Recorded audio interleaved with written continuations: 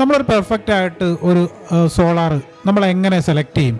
അതൊരു കമ്പനി എങ്ങനെ സെലക്ട് ചെയ്യുന്നുണ്ട്? അതെ, തീർച്ചയായിട്ടും. ഇപ്പോൾ സോളാറിൻ്റെ കേസിൽ പറയുകയാണെങ്കിൽ നമ്മൾ പറഞ്ഞ ഏറ്റവും മിനിമലായിട്ട് സർവീസ് ഉള്ള പ്രൊഡക്റ്റാണ് സോളാർ. അതായത് ഈ റോട്ടറി പാർട്ടുകളോ അങ്ങനെ ഒന്നും വരുന്നില്ല, മിനിമൽ സർവീസാണ്. പക്ഷേ ഉള്ള സർവീസ് കൃത്യമായിട്ട് ചെയ്ത് പോകണം എന്ന് വളരെ ഇമ്പോർട്ടൻ്റ് ആയിട്ടുള്ള കാര്യമാണ്. കാര്യം ഇതിനകത്ത് ഇപ്പോൾ സോളാറിൽ ഇപ്പോൾ സോളാർ പാനൽ, സോളാർ ഇൻവെർട്ടർ, ഇത് രണ്ടുമാണ് ഏറ്റവും മെയിനായിട്ടുള്ള കമ്പോണൻസ്. ഇത് രണ്ടും നമുക്ക് നല്ല വാറണ്ടി കിട്ടുന്നുണ്ട്. 25 വർഷം 30 വർഷം വരെ പാനൽ വാറണ്ടി കിട്ടുന്നുണ്ട്. 10 വർഷം, അതിന് 15 വർഷം. മൈക്രോ ഇൻവെർട്ടറൊക്കെയാണ് 20 വർഷം വരെയൊക്കെ അതിനും വാറണ്ടി കിട്ടുന്നുണ്ട്. പക്ഷേ ഇതിൽ വരുന്ന ചെറിയ കമ്പോണൻസ് ഉള്ളതുണ്ട്. അതായത് ഇപ്പോൾ ഫ്യൂസ് യൂണിറ്റുകൾ, MCBs, ചെറിയ ബോക്സുകൾ, കേബിൾസ്, ഇങ്ങനെയുള്ള കാര്യം. അപ്പോൾ ഇതിനൊക്കെ വാറണ്ടി കുറഞ്ഞായിരിക്കും. വിലയും കുറവാണ്, വാറണ്ടി ചിലപ്പോൾ ഒരു 1 ഇയർ വാറണ്ടി, 2 ഇയർ വാറണ്ടി ഒക്കെ ഉണ്ടാവുള്ളൂ. അപ്പോൾ ഇങ്ങനെയുള്ള എക്യുപ്മെൻറ്റ്സ് വരുമ്പോഴത്തേക്ക് നമുക്ക് സർവീസ് ഇമ്പോർട്ടൻ്റ് ആയിട്ട് വരുന്നത്, നമുക്കിപ്പോൾ ഈ പറഞ്ഞ 1200 കമ്പനീസ് കേരളത്തിലുണ്ടെന്ന് പറഞ്ഞു.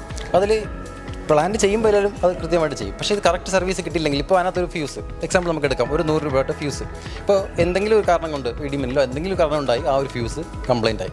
നോർമൽ ചിലപ്പോൾ കസ്റ്റമർ അപ്പോൾ അറിയ പോലും ഇല്ല. കാര്യം പ്ലാന്റ് എപ്പോഴും എല്ലാവരും പോയി നോക്കില്ല. അടുത്ത മാസം ബില്ല് ഹയറായിട്ട് വരുമ്പോഴേക്കും അവർ നോക്കുന്ന എന്ത് പറ്റിയെന്നുള്ളൂ. അപ്പോഴേക്കും അറിയുന്ന ചിലപ്പോൾ പ്ലാന്റ് ഓഫായി കിടക്കുകയാണ്. സോ ആ സമയത്ത് കമ്പനി വിളിച്ച് പറയുകയാണ്, ഇൻസ്റ്റാൾ ചെയ്ത കമ്പനി വിളിച്ച് പറയുകയാണ്, എനിക്കിങ്ങനെ പ്രശ്നം, പ്ലാന്റ് വർക്ക് ചെയ്യുന്നില്ല. സോ ആ സമയത്ത് ആ ഒരു 48 അവേഴ്സിനുള്ളിൽ, അല്ലെങ്കിൽ ഏറ്റവും എത്രയും പെട്ടെന്ന് വരാൻ പറ്റും ആ സമയത്ത് വന്ന് നോക്കി ചിലപ്പോൾ 100 രൂപ ചിലവുണ്ടാവുള്ളൂ. പക്ഷേ അത് കൃത്യമായിട്ട് മാറ്റിയിട്ടാൽ അവർക്ക് ആ നിമിഷം തൊട്ട് വീണ്ടും പ്രൊഡക്ഷൻ സ്റ്റാർട്ട് ചെയ്യണം. പക്ഷേ അങ്ങനെ മാറ്റിയിടാൻ പറ്റിയില്ലെങ്കിൽ എത്ര നാൾ അങ്ങനെ കിടക്കുന്നു അത്രയും നാൾ ആ സർവീസ് കിട്ടാതെ ആ പ്ലാന്റ് ഓഫായി കിടക്കും.